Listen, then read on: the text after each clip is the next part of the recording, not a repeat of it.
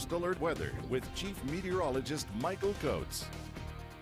So we got some scattered rain and snow coming in here. We're going to get a series of storms here coming off the Pacific, but they're pretty mild along with some wind picking up here for tomorrow. So it's going to be windy and wet as we get into the midweek here for your Tuesday. Scattered showers tonight, most of which favoring the eastern highlands getting into around the Tetons and the Wyoming border region. You can see here on live sweeping Viper radar, and it's coming down pretty good as rain right now in Idaho Falls and some scattered rain showers across Pocatello. And as you work further back, Highway 26, we're just starting to see some snow trying to stick to the roadway outside of Alpine and also in Swan Valley and getting up over Pine Creek Pass. But the snow level is still pretty high here as we work through the next few days with this stormy weather coming through. And with the high snow level, we have a winter weather advisory for locations above 5,000 feet.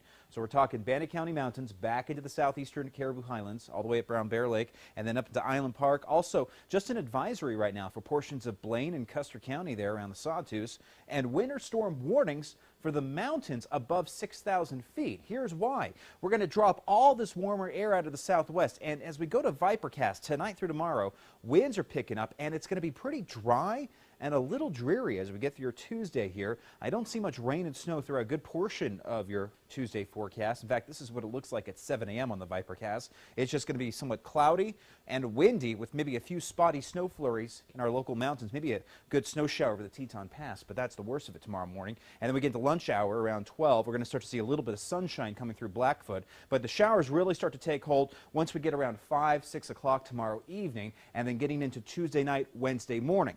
Now, this looks fairly impressive with snowfall, but don't be fooled. It's going to start off as snow, and then it's going to quickly melt as it gets down to the surface. We may pick up an inch or two above Idaho Falls towards Rexburg.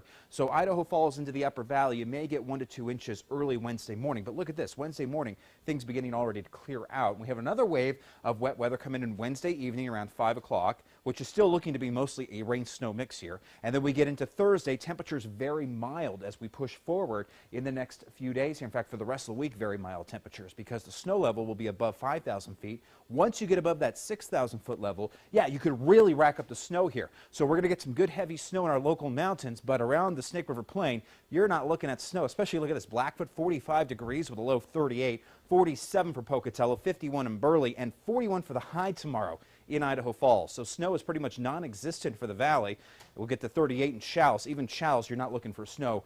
It's going to be mostly rain. Salmon, a rain-snow mix at 35. Yeah, just on the edge of getting that rain-snow mix. 38 for Rexburg for tomorrow. 35 in Island Park. Lows tonight around 28 for Jackson with a high of 37. And around 39 for Soda Springs. 42 for the high in Lava Hot Springs. And near 40 for Montpelier and Afton with very mild overnight lows. Winds pick up here for tomorrow. And take a look at the highs.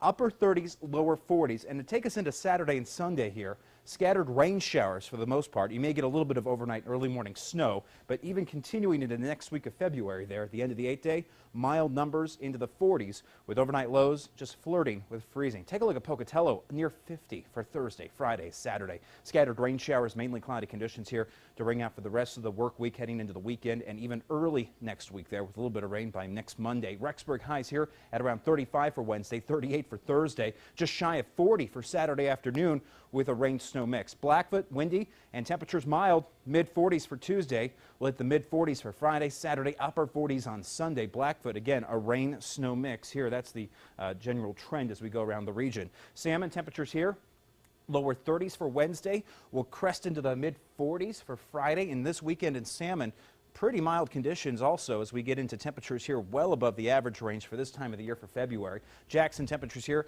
upper 30s as we push forward, getting into Friday, mid-30s on Saturday and Sunday. This is snow where we like to see it, in the mountains, but even in town for Jackson. Those temperatures are in town for Jackson and not too far for Driggs and Victor.